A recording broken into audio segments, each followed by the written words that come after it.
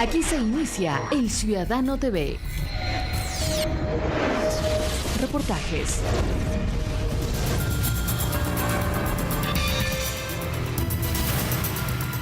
Noticias. Entrevistas. El Ciudadano TV es la imagen del gobierno de la Revolución Ciudadana. Bienvenidos.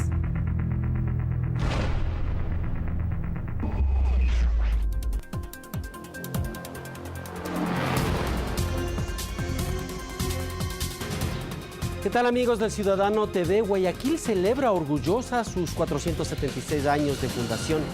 La Perla del Pacífico se encuentra en estos precisos instantes festejando su fecha más importante, aquella que reivindica la génesis de su pueblo. El Ciudadano TV rinde homenaje a la ciudad más poblada del país y a todos quienes viven en ella.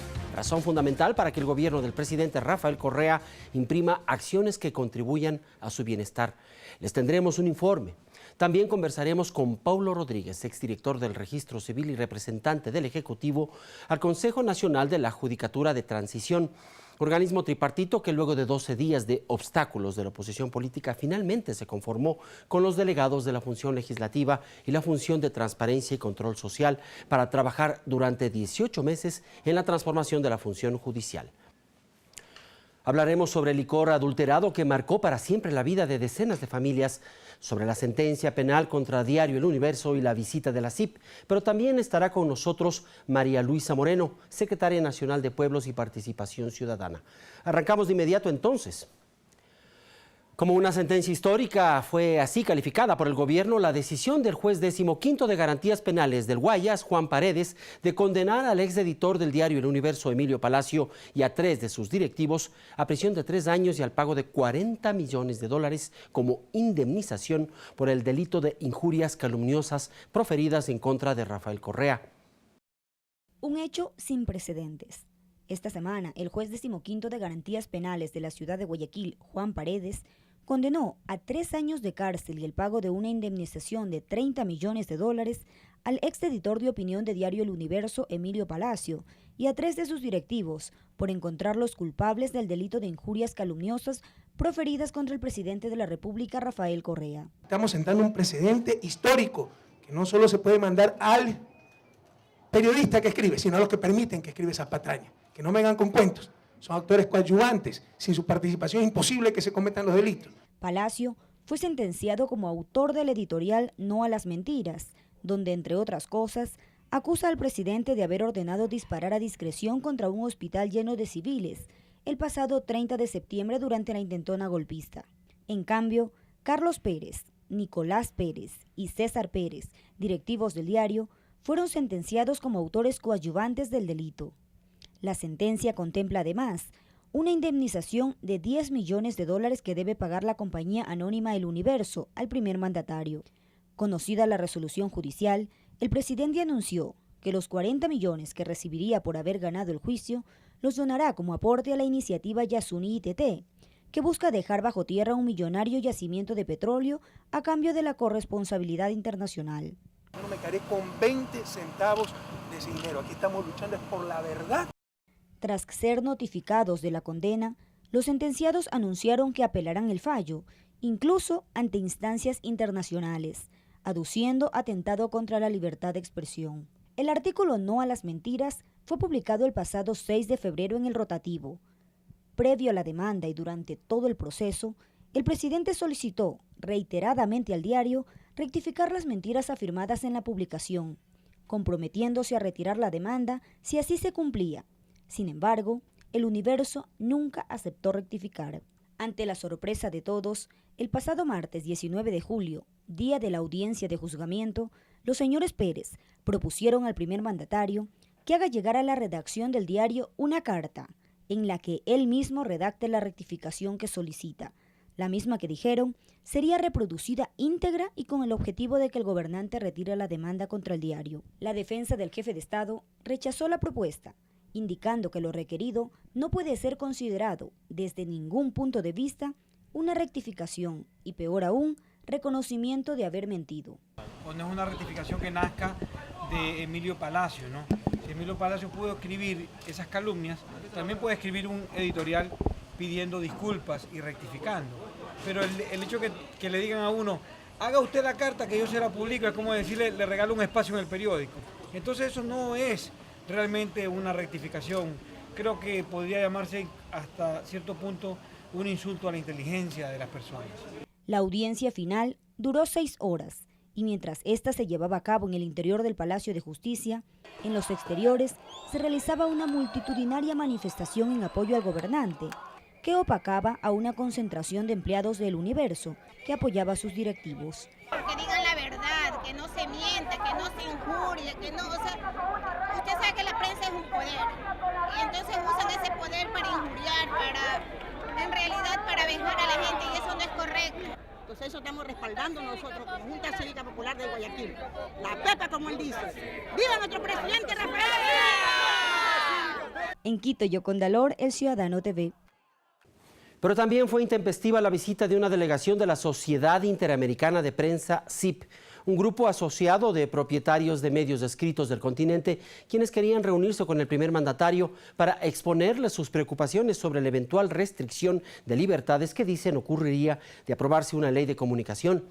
A pesar de la actitud irrespetuosa demostrada por Gonzalo Marroquín, su director, por no pedir disculpas al presidente tras calificarlo de traidor, autoritario y de buscar el deleite de las mieles del poder, Marroquín, en cambio, cuestionado en su país por el poder que exhibe y los escándalos y denuncias que enfrenta, se fue reconociendo que son los dueños de los medios de comunicación los que finalmente gozan del control de la información que publican. Cristian Caiza con la historia.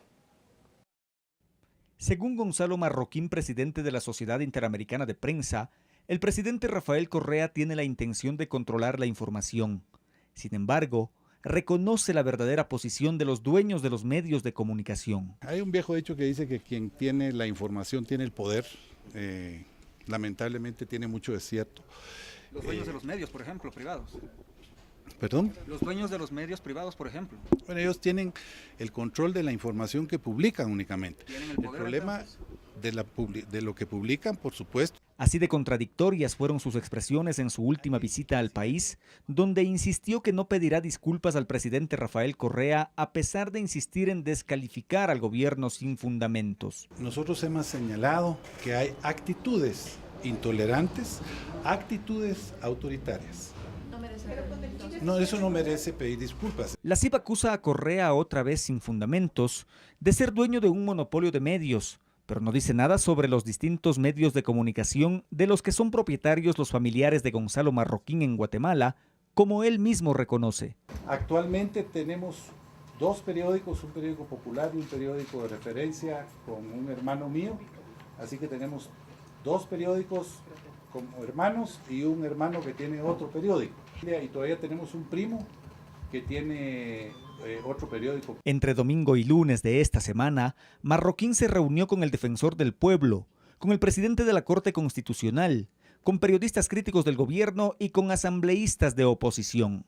En Quito, Cristian Caiza, El Ciudadano TV.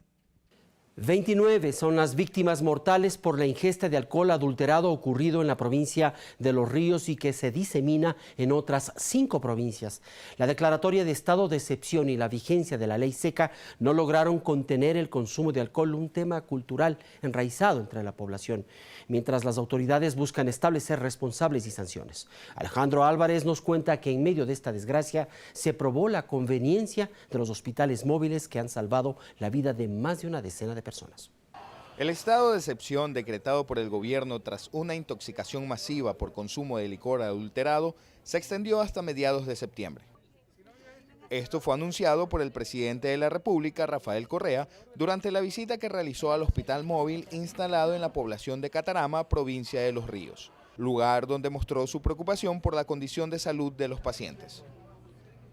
Correa estuvo acompañado por el ministro de Salud, David Chiriboga, quien confirmó que hasta el momento suman 24 los fallecidos por el alcohol adulterado, número que pudo aumentar de no haber contado con el hospital móvil. Todo lo que se puede hacer por salvar una vida vale la pena y yo pienso que en este momento pues el haber contado con los hospitales móviles justamente nos ha permitido tener la oportunidad de hacer esto. Entonces, la respuesta por parte de la población de Carte ha sido muy positiva con respecto a tener, y yo estoy muy contento de que hemos podido salvar algunas vidas en esta tragedia que ha sido la intoxicación por metanol. El estado de excepción es una medida legal que permite al gobierno destinar recursos económicos contra la crisis y movilizar a la fuerza pública y a los militares para incautarse de licor, pero sin limitar los derechos de los ciudadanos. Desde Catarama, provincia de Los Ríos, con cámaras de Cristóbal Hidalgo, Alejandro Álvarez Tapia, El Ciudadano TV. Vamos con otras noticias. Finalmente se instituyó el Consejo Tripartito de la Judicatura, organismo de transición que deberá transformar la justicia en un plazo de 18 meses. Esto como resultado del triunfo del sí en la consulta del 7 de mayo. Tania Arias, delegada por la Asamblea, Paulo Rodríguez por el Ejecutivo y Fernando Yávar por la función de transparencia deberán acelerar las reformas en un plazo que muchos califican como insuficiente. Una de las primeras acciones que aplicará el Consejo Tripartito de la Judicatura es la evaluación a los funcionarios judiciales en todo el país.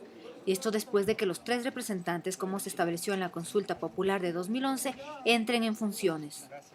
Por el momento, los delegados de la Función de Transparencia y Control Social, Fernando Yávar, y del Ejecutivo, Paulo Rodríguez, asistieron hasta el Consejo de la Judicatura en esta semana para recibir un informe detallado sobre el estado y la gestión administrativa de la entidad. El Código Orgánico de la Función Judicial establece un sistema de evaluación para todos los servidores judiciales, no solamente el área penal, sino, como usted lo ha dicho, de las áreas civiles, laborales, inquilinato, niñez, etc. Y además los administrativos. Todos los servidores judiciales van a ser evaluados en un plazo de 180 días. Pero esa no será la única tarea de este consejo, pues tendrán que encaminar también los más de 1 millón de casos represados en el sistema de justicia. También determinarán los métodos y procedimientos de la reforma procesal total. Por lo pronto, el flamante fiscal general de la Nación, Galo Chiriboga, en este tema ha ratificado su apoyo. Apoyaremos todas aquellas iniciativas enmarcadas dentro de la ley y que han salido del sentir de los ecuatorianos y que han sido trabajadas a pulso por cada uno de nuestros habitantes. Paulo Rodríguez puso énfasis en la necesidad de iniciar la mejora del talento humano y el modelo de gestión, además de la infraestructura y la tecnología de la función judicial. Por ejemplo, el talento humano es fundamental en cualquier sector, en cualquier institución. El modelo de gestión es algo que efectivamente toda la ciudadanía espera que cambie. Debe cambiar la infraestructura, por ejemplo. Nunca más las personas ser recibidas como no se merecen. Este jueves la Asamblea Nacional designó a Tania Arias como representante del Legislativo. Se espera que desde esta semana, con el pleno tripartito del Consejo ya integrado, la reestructuración del sistema de justicia empiece a encaminarse, pues para este proyecto tienen un plazo de 18 meses. En Quito, Catalina Llanes, El Ciudadano TV. Una pausa y Marco Antonio Bravo entrevista a Paulo Rodríguez, delegado del Ejecutivo al Consejo Tripartito de Transición de la Judicatura. Ya volvemos.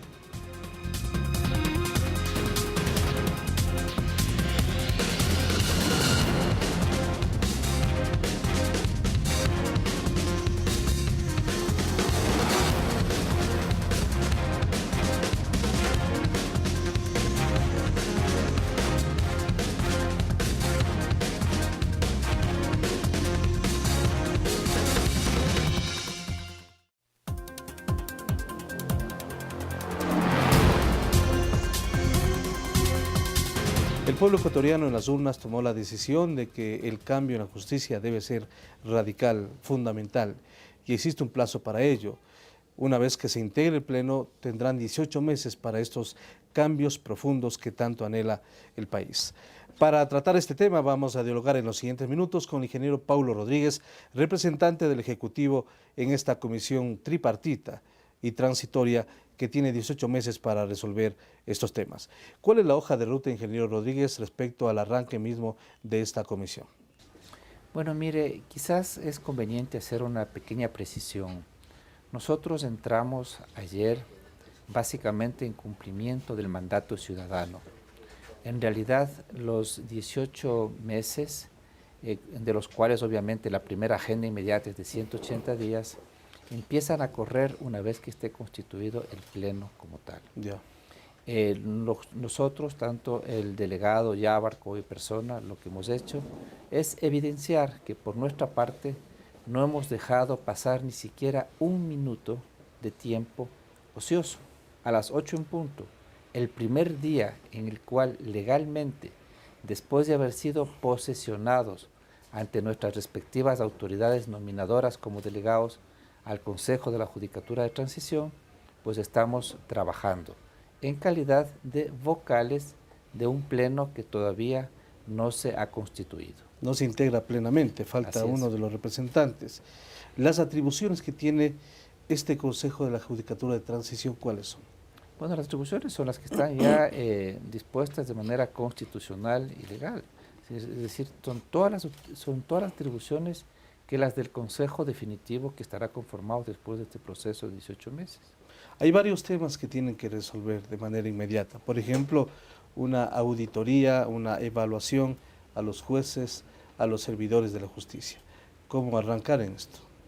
Bueno, mire, efectivamente, ya de antes se han venido haciendo esfuerzos tanto al interior del propio Consejo de la Judicatura, cuanto aportes desde otras instituciones que han trabajado en su momento de manera estrecha o a veces con dificultad con el propio Consejo de la Judicatura.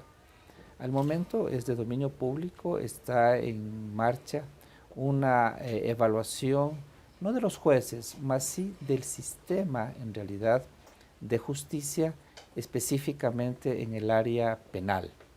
Ese resultado estará listo, yo creo que unas 6 semanas, una vez que se ha posibilitado otra vez que puedan acceder a los juzgados los consultores de la Universidad de Talca.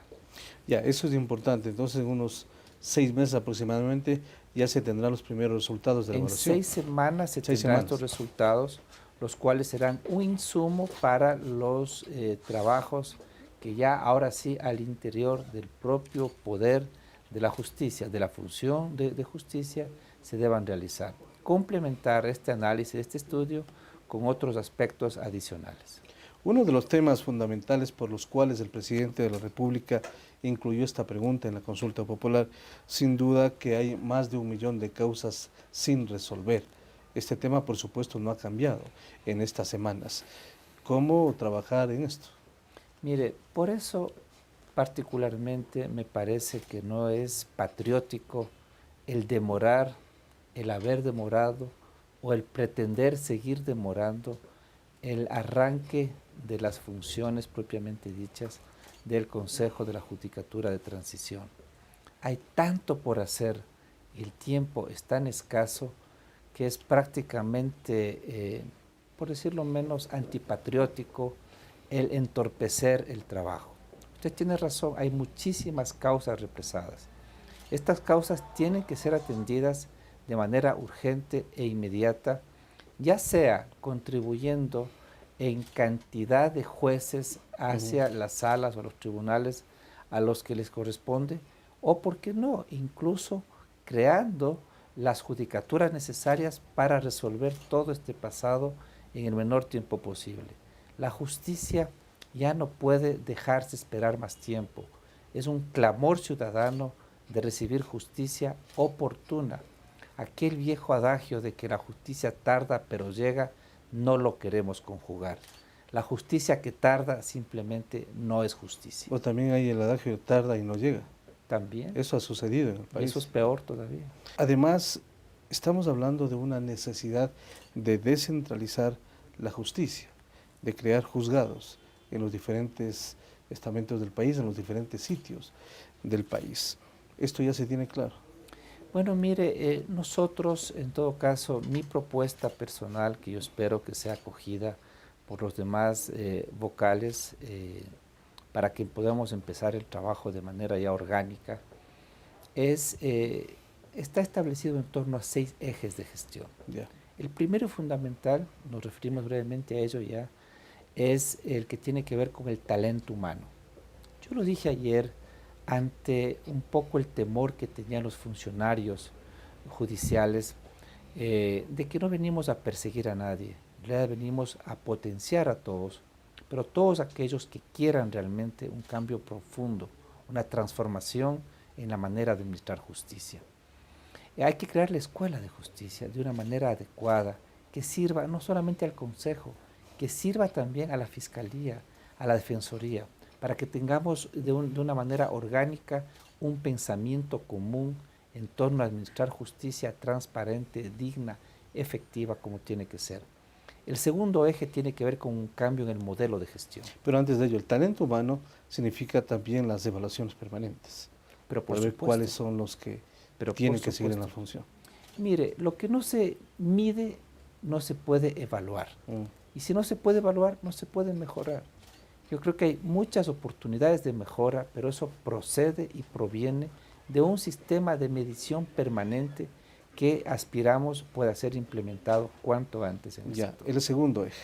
El segundo eje es el modelo de gestión. Mire, esto es tan simple como lo siguiente.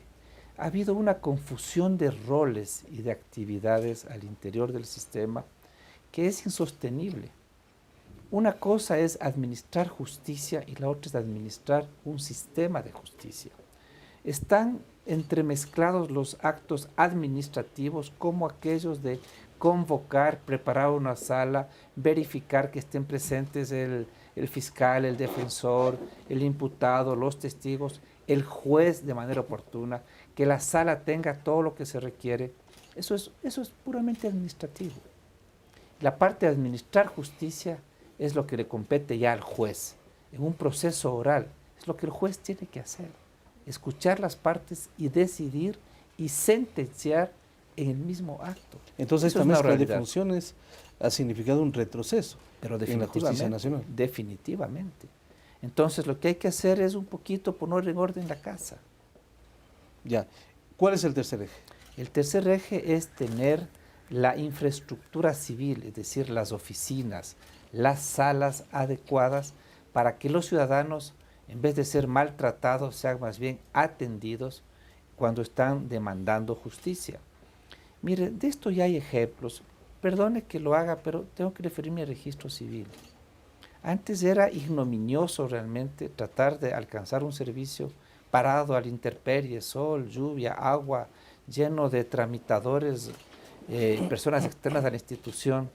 Y si bien el trabajo todavía no está completo, pero creo que tiene un punto de no retorno suficiente para que nunca nadie más espere servicios de registro civil de esa manera ignominiosa como en el pasado. Sin duda ha habido un cambio fundamental y de calidad, sobre todo en el servicio. Calidad y calidez. Mire, y esto pasa con los ejes que ya mencionamos.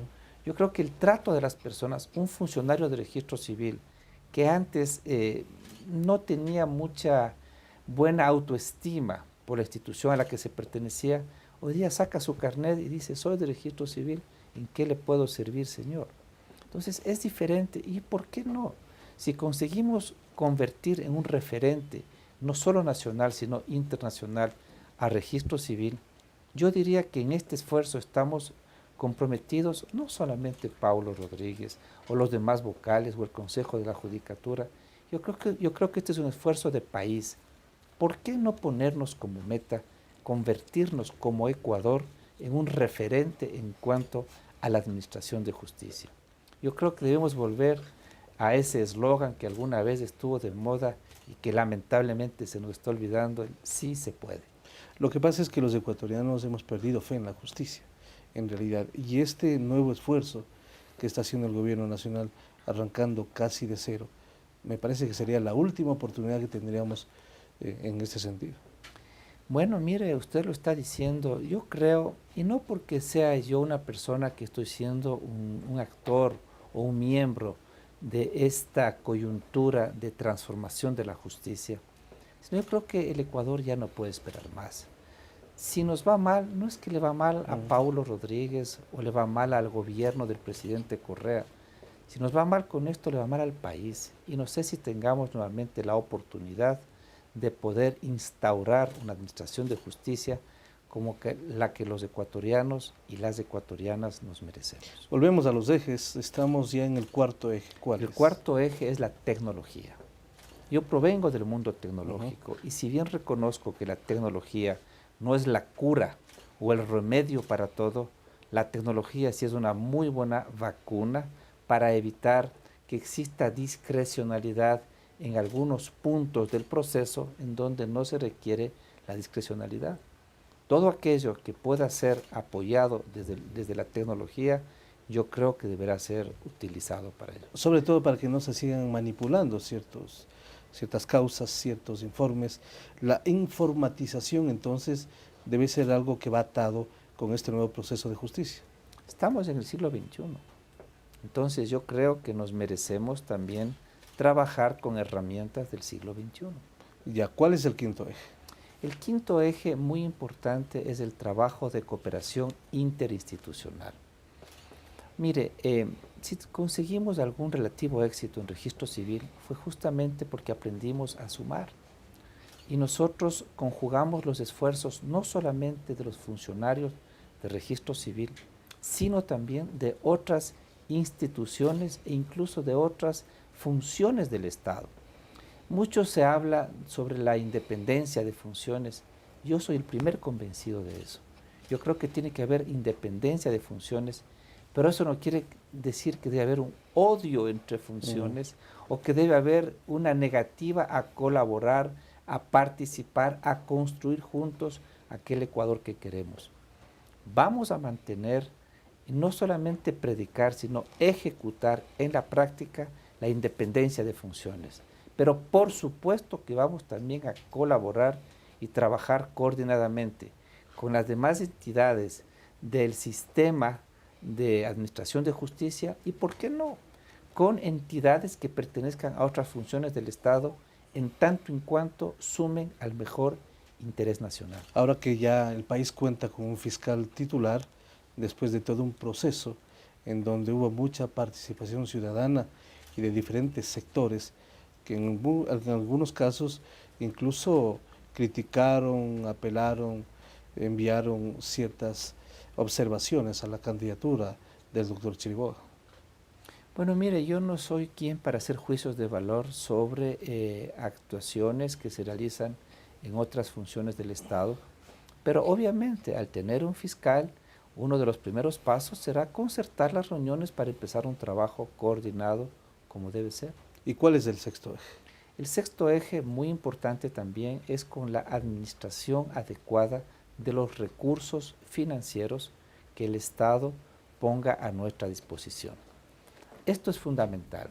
No solamente debe estar presupuestado, no solamente tiene que estar aprobado aquel presupuesto, tiene que saberse ejecutar oportunamente, para lo cual hay que disponer de los recursos necesarios para poder promover el cambio de la justicia. Un tema final, ingeniero Rodríguez, los 18 meses que cuentan arrancan desde la integración del Pleno, es decir, para tomar en consideración inclusive cuando en su momento determinado la comunidad, la población les exija cuentas y comience a correr el tiempo, porque 18 meses pasa rápido. Así es, bueno, mire, nosotros ya no estamos viendo el tiempo en meses, nos hemos puesto un programa de semanas. Ya. Entonces, espero que Dios mediante todas las semanas podremos contarle algo positivo que ya pasó en el sistema de justicia en el Ecuador, a las ciudadanas y los ciudadanos, a los que votaron que sí y a los que votaron que no. Porque yo creo incluso que aquel voto que dijo no en su momento, no era un voto porque no quiere un cambio en la justicia, era un voto quizás subsumido en otra realidad o en otra coyuntura. Pero yo personalmente considero que aquella persona que no está pensando que un cambio en la justicia en el Ecuador es necesario y urgente, no está pensando con sentido patriótico. Muy bien, muchas gracias por atendernos acá al ciudadano, el ingeniero Paulo Rodríguez. Él es integrante del Consejo de la Judicatura Transitorio, que prácticamente comienza a trabajar a la espera de la integración del Pleno, que será seguramente en los próximos días. Hacemos una pausa, vamos a regresar con más información aquí en El Ciudadano.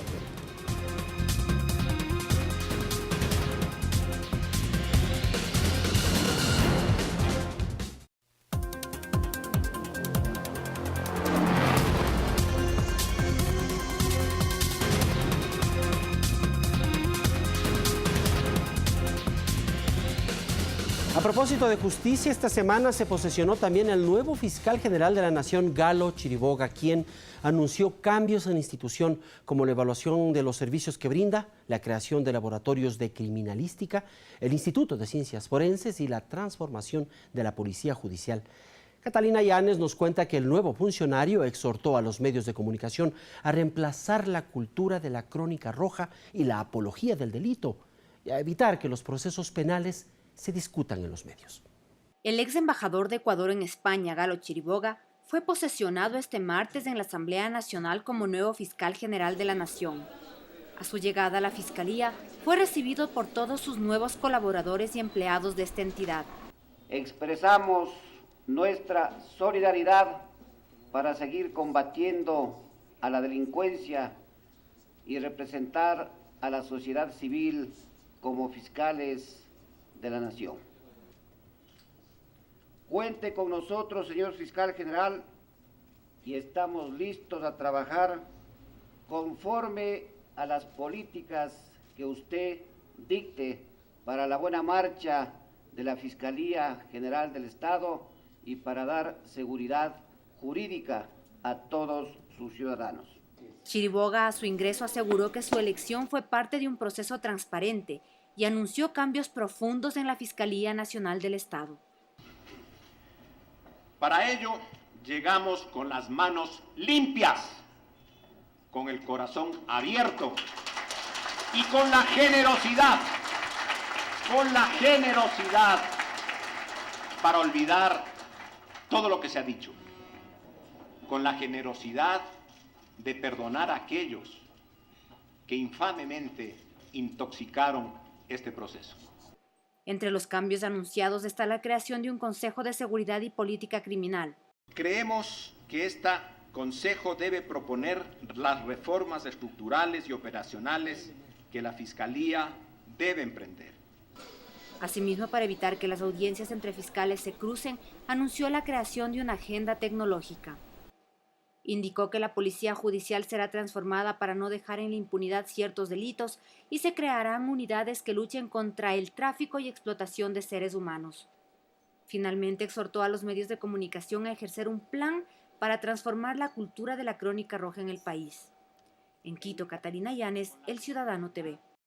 Guayaquil contará en un mes con la extensión del denominado cuarto puente sobre el río Babahoyo que unirá a la ciudad con el cantón Durán. A propósito de las fiestas de fundación de esa ciudad, recorrimos este que es el segundo puente más largo del país después del de Los Caras en la provincia de Manabí. El cuarto puente que se construye sobre el río Babahoyo se encuentra en su etapa final, pues ya está listo el 95%. Según el cronograma fijado por la empresa china Guangxi Rock, encargada de la construcción, ya se han ensamblado los 604 segmentos prefabricados que conforman el puente, que mide 1.975 metros. Luego de culminada esta fase, la infraestructura, que tiene un costo de más de $102 millones, ya se encuentra en la etapa de obras complementarias, como la construcción de aceras, barandales y postes de luz. Este puente es de trascendental importancia no solo para la urbe porteña, sino para el país, pues permitirá descongestionar el intenso tránsito que se moviliza entre Durán y La Puntilla. De manera que esa va a ser una obra importantísima, un puente que está construido con toda la modernidad del caso. No era realmente el tercer puente el que hicieron en gobiernos anteriores, lo primero que había que hacer, sino este cuarto puente, que el gobierno del presidente Correa de inmediato lo empezó. Siempre todavía es sinónimo de producción, llámese turismo, llámese transporte, llámese comercio, todas las vías de comunicación son las que promueven la producción, y esto es una obra de vital importancia por todo el comercio y todo el turismo y todo lo que va a promoverse a través de este puente. Adicional a las obras complementarias, también se está finalizando con la colocación de las estructuras de cierre. El subsecretario del Ministerio de Transporte y Obras Públicas enfatizó que la fecha máxima para entregar el puente es el 6 de agosto y si aquello no se cumple serán aplicadas las sanciones que el contrato dispone. Recordó que la empresa china debe pagar una multa de alrededor de $5 millones. En el contrato hay dos tipos de multas, una cuando no cumple el cronograma parcial, mes a mes, y una multa que es mucho mayor, que es la no entrega de obra. Entonces, si usted tiene un plazo todavía vigente, que en este caso es el 6 de agosto, nunca se venció el 31 de diciembre porque antes que ocurra ese plazo hubo una prórroga. O sea, nunca ha habido una multa por no entrega de obra. Siempre las multas anteriores han sido por incumplimientos parciales. Esto es lo que suma 4 millones y pico, 5 millones más o menos, que lo que se ha multado. Desde Guayaquil, con cámara de Edgar Domínguez, Catherine Ulpo, El Ciudadano TV. Es que las facilidades que brinda el Instituto Nacional de Compras Públicas, INCOP, para que nuevas empresas y profesionales puedan concursar en la adjudicación de contratos por obras y servicios con el Estado, ha permitido diversificar la contratación pública. En la actualidad existen 71.000 empresas proveedoras legalmente registradas entre nacionales y extranjeras. Yoconda Loor con los detalles. Casas, hospitales, escuelas, vías, puentes. Son solo algunas de las obras de infraestructura que el gobierno nacional ejecuta en todo el país. La materialización de ellas avanza a un ritmo bastante acelerado en comparación a administraciones anteriores, y esto se debe en gran medida a que los proveedores del Estado se han diversificado, gracias al nuevo sistema de compras públicas con el que cuenta el país. Sencillamente ingresa al portal que es www.compraspublicas.gov.es y ahí, digamos, hay una ventana que dice proveedor, regístrate. Entonces, da un clic ahí y inmediatamente se le presentan todos los pasos que tiene que hacer, que son muy sencillos. El sistema le indica, dependiendo de si es que es un consultor, dependiendo de si es que es un proveedor de computadoras, si es que es un proveedor de medicamentos, qué son los requisitos que tiene que presentar ya en las oficinas del INCOP. Según datos del INCOP, en la actualidad existen 71.000 proveedores de bienes y servicios del Estado. Es que para que cualquier entidad pública adquiera, desde una pluma hasta un edificio, el vendedor debe estar registrado y participar en un proceso público y transparente de adjudicación. Tenemos actualmente cerca de 11 procedimientos de contratación pública electrónicos, transaccionales, que nos han permitido el último año hacer contrataciones por cerca de 6.000 millones de dólares, con ahorros o rebajas presupuestarias cercanas a los 400 millones de dólares. El sector de la construcción es uno de los que se ha beneficiado del sistema y reconoce la diversificación de las contrataciones y por ende de la economía. Sin embargo, ni la Cámara de Construcción de Quito ni el Colegio de Arquitectos de Pichincha tienen cifras reales de cuántos nuevos proveedores de infraestructura han ingresado a contratar con el Estado.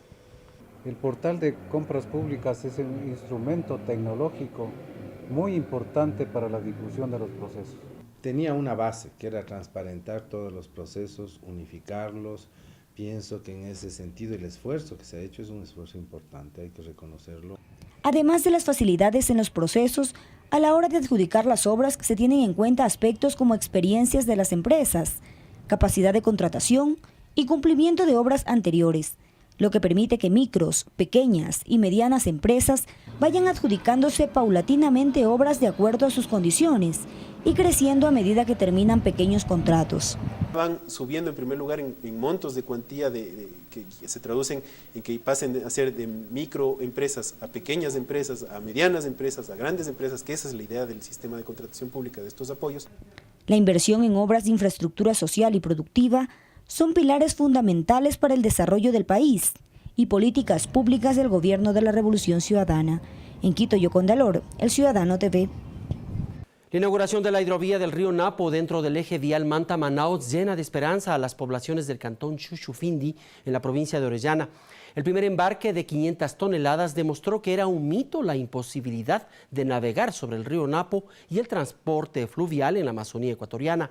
Potenciando el proyecto bioceánico multimodal, convertirá a Manta en el puerto más importante del Pacífico Sur y en la puerta de entrada a la cuenca asiática. Abrir las fronteras al mundo es la posibilidad que ofrecerá el eje multimodal Manta-Manaos, que unirá el Océano Pacífico con el Atlántico. El primer cargamento de productos de origen ecuatoriano fue enviado por el río Napo hacia Brasil, cuya llegada se estima en 10 o 12 días. Mis más cordiales felicitaciones para el señor presidente de la República. Esta inauguración del día de hoy en el primer embarque. También eso queremos mismo, pues necesitamos para un diálogo hacer, porque necesitamos unas cosas que nos enviar acá o hacer negocio también. Puerto Itaia en la Amazonía ecuatoriana será la puerta abierta hacia la economía, el turismo, la integración y el comercio. Dicha carga consiste en cemento, aceite, hierro y atún de empresas que han confiado en la potencialidad de este hito. Nuestro presidente ha hecho ha dado a conocer a nuestro país a nivel mundial, que antes nunca se había dado. Entonces yo creo que con esto sí van a llegar mucha gente. La meta próxima es transportar 40.000 toneladas de mercadería y productos del país. Es un proyecto visionario que marcará un antes y un después en la integración del país con la región y, ¿por qué no?, con el mundo. Este día es un gran día, un día histórico. En estos momentos el nombre de Italia está dando la vuelta a todo el planeta, a toda Latinoamérica. Este proyecto no es solo de importancia para Ecuador, no es solo de importancia para Brasil, es de importancia para toda América Latina. Es considerado uno de los proyectos más importantes de toda la región. Desde Puerto Italia, en Sucumbíos, con imágenes de Rodrigo Sandoval y Rolando Chávez, Santiago Duque, El Ciudadano TV. Marco Antonio Bravo entrevista a María Luisa Moreno, secretaria de Pueblos y Participación Ciudadana. Volvemos aquí con El Ciudadano TV.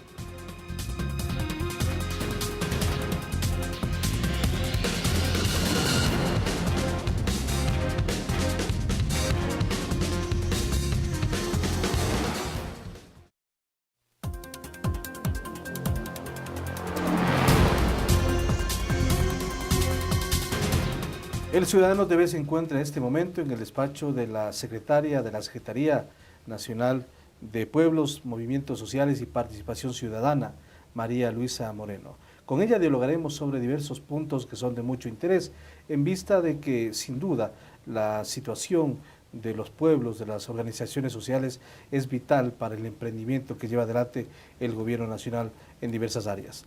Bienvenida, ministra Ciudadano TV. Los ejes básicos del trabajo que está realizando la Secretaría, ¿cuáles son y en qué medidas se van cumpliendo en todo este tiempo? Bienvenidos también aquí al despacho, y quiero decirles que los ejes principales son participación y plurinacionalidad. La Secretaría de Pueblos se halla empeñada en contribuir a la construcción del Estado plurinacional que está promulgado y que está escrito y consignado en la Constitución del Buen Vivir. En esas dos líneas hemos trabajado esta Secretaría, en todo caso, más o menos alrededor de unos 4 años. Yo soy, podríamos decir, la cuarta ministra en esta Secretaría, y en estas dos ejes que son participación y plurinacionalidad, yo puedo decirles que han habido avances importantes. En esto, por empezar con algo muy reciente, es el tema de las radios para las nacionalidades. Nosotros tenemos en el país 14 nacionalidades que están ubicadas básicamente en la Amazonía y en la costa ecuatoriana. En la costa tenemos 3, 11 en la Amazonía, y el día de ayer solamente yo vengo de reunirme con un buen grupo de radiodifusores, un buen grupo de comunicadores que estamos formando ahí para que puedan cada uno de las radios comunicarse en su lengua. Es decir, una capacitación permanente, porque ese es el objetivo, para que ellos puedan aprovechar acompañamiento, estos recursos. Capacitación y acompañamiento permanente, que se inició en este año, pero que vamos a prolongarlo, porque tener una radio no es algo tan sencillo. Usted sabe lo que es una radio comercial, lo que responde a una empresa privada. Eso toma mucho tiempo sostenerla, configurarla, afianzarla. Entonces, por eso con las nacionalidades estamos haciendo este trabajo, y lo que me llena de satisfacción es el hecho de que hay mucha gente joven ahí. Mucha gente joven, y también las nacionalidades, sus organizaciones están aprendiendo esa iniciativa del gobierno, la están asumiendo como propia. Entonces, ¿qué nos llena esto? Que estamos contribuyendo a la construcción de este Estado plurinacional, pero estamos también garantizando un derecho, porque este gobierno no solamente habla de derechos, sino que los garantiza al entregarle, como en este caso, con los recursos del Estado, entregarles la radio y entregarles capacitación y acompañamiento para que se comuniquen en su lengua, pero además para que la cultura siga viva, para que estas culturas sigan vivas aquí en el Ecuador. Ese es uno. Ya, ese tema es importante. Antes de pasar a otro, vale la pena mencionar el asunto de la plurinacionalidad, es decir, consigna en la Constitución Política del Estado que el Ecuador es un Estado plurinacional. Y unitario. Sin embargo, la relación que se mantiene con la cúpula, con la dirigencia indígena, especialmente de la CONAIE, no es buena, no es óptima. No conocemos de avances o resultados respecto a un acercamiento con este sector.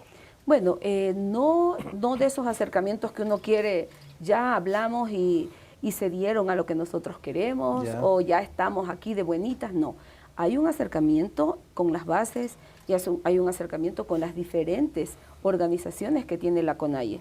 Y estamos además trabajando, construyendo, si se quiere, el camino a ese diálogo eficiente, efectivo, pero también humano con la gente. ¿Se incluye ahí la Ecuarunari, Se incluye Ecuarunari con quien se está trabajando, pero no en términos de decir hagan lo que yo quiero, sino en términos de hacer trabajos conjuntos, de ponernos de acuerdo, por ejemplo, en temas de riego, en temas de tierra. O sea, esa es la forma en que estamos dialogando. Porque se viene algo fundamental, como es la aprobación de la ley de aguas. Exactamente. Usted recuerde lo que sucedió, claro, lo que pasó en el país con la ley de aguas, hasta un levantamiento indígena. ¿Cómo se va a resolver esto? ¿Cómo lo estamos resolviendo? Es lo que yo le decía. Estamos conversando con todas las organizaciones, estamos cumpliendo con nuestro trabajo en el caso de la Secretaría de Pueblos, es fortalecer las organizaciones, es conversar con las diferentes nacionalidades que son parte de la CONAIE en este caso, quienes nos han pedido, queremos trabajar con ustedes, queremos trabajar en términos de planes de vida, insisto, en fortalecimiento, pero también en las obras básicas que requieren, y esas obras básicas ustedes saben que es acompañamiento para mejor productividad, para riego, que eso contribuye también, y también terminar de zanjar temas como lo que usted mismo me acaba de decir, la ley de aguas y la ley de tierras. Pero hay un acercamiento en la práctica. ¿Un acercamiento real? Un acercamiento real, un acercamiento que nos permita realmente tener una relación estable, una relación sostenible. A eso vamos, y yo estoy segura de todo el recorrido que he venido haciendo durante el mes anterior, ya un poco más de tiempo que voy provincia por provincia, hemos establecido contacto, hemos establecido diálogo. Yo estoy haciendo un trabajo de vis a vis con la gente, con los dirigentes y con la base. Entonces estamos conversando de lo que la gente requiere. Y en ese sentido yo estoy segura y tengo prueba de ello, es de que la gente se acerca, conversa, establece con usted un diálogo en la medida de que lo que hablamos es lo mismo. Ya, ahora, reitero, el país estará esperando unos buenos resultados en este diálogo, especialmente con la dirigencia indígena. Ahora, se habla también de otro tema que es fundamental, la gestión de los gobiernos autónomos descentralizados, juntas parroquiales, municipios, prefecturas. Estas veedurías que también mantiene la Secretaría, ¿hasta qué punto han caminado y van conjuntamente con estas entidades u organizaciones?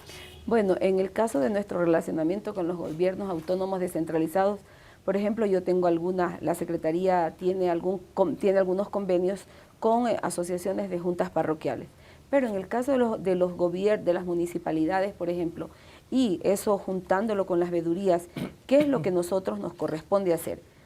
A nosotros lo que nos corresponde hacer es impulsar a la ciudadanía para que participe en la administración de su territorio, y eso tiene mucho que ver con la constitución de los consejos de planificación que deben haber en cada municipalidad. Ya se están estamos avanzando, en algunos casos nos ha tocado, incluso se han deshecho algunos consejos de planificación porque nuestros queridos alcaldes quieren cumplir con la ley, pero no como se debe hacer, sino que nombran a una u otra persona. Estamos trabajando con varias veedurías sobre los gobiernos autónomos. Por ejemplo, yo quiero resaltar el hecho de una veeduría en Manabí, en Puerto Viejo. El gobierno nacional asignó 18 millones para las calles de Puerto Viejo porque era un clamor ciudadano. Así es. Ese clamor, incluso se le acusaba o se le culpaba al mismo gobierno central, cuando es tarea fundamental del gobierno local. Y entonces, ¿qué hizo? El señor presidente dijo, aquí hay 18 millones, pero deben ser ejecutados a través del Ministerio de Transportes y Obras Públicas.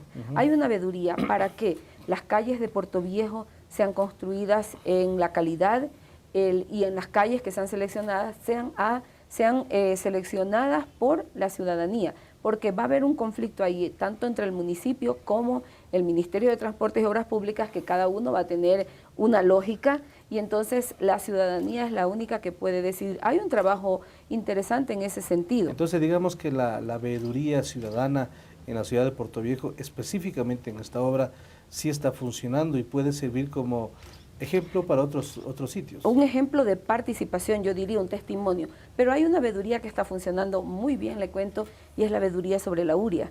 Usted sabe que a través del Ministerio de Agricultura se ha entregado uria a las organizaciones campesinas en años anteriores. Tuvimos muchas denuncias que pueden o no ser verdad, pero ahora estamos trabajando en la costa, en Manabí, en los ríos, en Guayas, en El Oro, y ya hemos realmente a través de la veeduría hemos podido detener algunas irregularidades. Esto funciona, ahora está funcionando muy bien, nos costó que funcione, no solamente con las organizaciones, sino con el propio ministerio, que a veces no logra empatar con esta dinámica de participación que debe haber. Entonces, hemos tenido veedurías, por ejemplo, cuando hace un año había el ingreso para los oficiales de la policía, para la escuela de la policía, se hizo una veeduría muy buena sobre el proceso de selección que llegaron hasta recomendaciones que fueron acogidas por la propia policía. Estamos haciendo veedurías. Pues hay una gran participación. Y le cuento que hay una demanda social. grandísima realmente. Lo que pasa es que, y gracias a ustedes que están acá, los medios de comunicación, los medios, los comerciales, por decir una palabra, los medios privados no le dan mucho espacio a este trabajo que es ciudadano. Y además porque todavía quienes participan en las veedurías son dirigentes o líderes de aquellas organizaciones más históricas o de las organizaciones históricas que tenemos. Pero hay una gran demanda, pero además muchas están en proceso, como en el caso del riego parcelario. Claro, eso es importante. Ahora, también este es el Año Internacional de los Afrodescendientes. Recordemos a los televidentes que el índice de pobreza en la población afroecuatoriana es del 43%. Es alto. Que la tasa de analfabetismo es una de las más altas del país, de acuerdo al censo del 2006, el 5.7%. ¿Qué programas específicos ustedes determinan respecto a la situación de los afrodescendientes afroecuatorianos en el país? A ver, yo voy a partir de un marco en el que nosotros trabajamos y que es realmente revolucionario. Aquí la sociedad civil empezó organizando un plan contra la discriminación y el racismo antes de este gobierno, y cuando llega el gobierno de la Revolución Ciudadana, este plan es elevado a política pública a través del decreto 60, un plan contra la discriminación y el racismo, y en ese marco nosotros estamos trabajando la conmemoración del año afro aquí en el Ecuador. Para eso la Secretaría de Pueblos ha impulsado la organización, la conformación y el funcionamiento de lo que es la Comisión Nacional Afro, constituida con la mayoría, en todo caso, de todas las organizaciones de afrodescendientes que hay aquí en el Ecuador y que son los responsables desde la sociedad civil de llevar adelante todas estas acciones. ¿Cuáles son las acciones? Le cuento. Primerito, la política pública laboral, es decir, que en los espacios públicos, en las instituciones públicas, estén contemplado una cuota de afrodescendientes en la nómina, no como conserjes o como personal de limpieza, sino en puestos directivos. Entonces eso es importante, es un avance. Recordemos que la pobreza y el subdesarrollo están estrechamente ligados al racismo. Y eso es fundamental en el país. Entonces, esa es una política pública que nos obliga en todos los ministerios a tener compañeros afro. Eso ha sido un boom en el caso de la Cancillería, que no había un solo afro ahí, y en este rato ya tenemos 2 compañeros, empezó un compañero que estaba aquí, pasó a trabajar allá, ya tenemos 2, aparte de eso, para la escuela diplomática que hace poco se ha inaugurado, hay una acción afirmativa ahí en donde se va a dar cupos y de manera preponderante para que afrodescendientes puedan estar en la carrera diplomática. O sea, ya este año se inicia con eso, primeramente con afrodescendientes, con indígenas y con montubios. Es importante ese avance. ¿Usted qué hizo en estos días? ¿Tuvo algunos viajes también para contactar especialmente con asociaciones de los cacaoteros? Entiendo ya. El día de hoy he estado con alrededor de representantes de 278 organizaciones que están en el mundo del cacao. Usted sabe que el cacao nuestro es un cacao realmente muy cotizado, que incluso cualquier chocolate que se digne de ser bueno tiene que tener la 4ª parte de cacao fino de aroma ecuatoriano. Pero no solo eso, yo estuve con los cacaoteros, pero ayer estuve en El Puyo y me reuní con un colectivo de organizaciones sociales, entre las que no solamente están organizaciones sociales, sino nacionalidades con las que hemos llegado al acuerdo de constituir colectivos de organizaciones sociales que construyan agendas provinciales para el desarrollo. Y con ellos, por ejemplo, ayer he llegado con los compañeros achuar y quichuas en el acuerdo de que nosotros vamos a trabajar al interior de su nacionalidad para fortalecerlos organizativamente. He estado anteriormente en Cotopaxi también, me he reunido igual, salón lleno de organizaciones que aún, yo insisto, no son todas, pero ya una gran mayoría y las que vamos invitando a que estén. Estamos en todas las provincias. Ese es un gran avance entonces. Sí, porque además las organizaciones están esperando tener espacios para comunicarse con el Ejecutivo y es lo que estamos haciendo. Es importante, ministra, determinar todo este tema de la participación ciudadana. ¿Cómo los ciudadanos cada vez más les interesa el proceso que se está viviendo? Lo hemos, sin duda alguno, mirado en la elección de las autoridades en el país. Yo quiero decirle algo que lo vengo escuchando en cada ocasión que me reúno con las organizaciones sociales. Las organizaciones nos dicen que han recuperado la esperanza y que ya estaba casi perdida la esperanza hasta que llegó este gobierno. Entonces sienten que hay espacio para participar y usted ve cómo se movilizan. Yo puedo contarle en el caso del 30 de septiembre, estaba de gobernadora en la provincia de Manabí, estaba en una reunión acá en Quito y me volé haciendo de todo hasta Manabí. Y créame que fue algo tan espontáneo porque a mí en el momento que empezó a la noticia a circular en todo el país, me llamaban los dirigentes y me decían, nosotros estamos aquí, la gente se volcó a las calles, pero ¿por qué? Está sabiendo, estaba activo, o sea, recuperó la esperanza. La gente dice, he recuperado la esperanza que ya estaba perdida. Por eso yo hablo de utilizo una palabra que es revitalizar.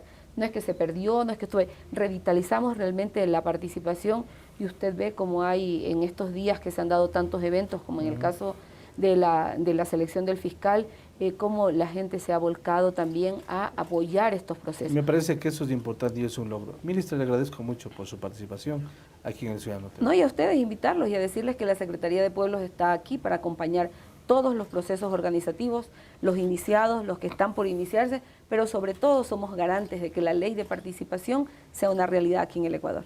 Muy gentil, muy amable a la ministra de la Secretaría de Pueblos y Movimientos Sociales y Participación Ciudadana, María Luisa Moreno. Con ella hemos conversado sobre estos temas de permanente interés. Hacemos una pausa y vamos a regresar con más información aquí en el Ciudadano TV.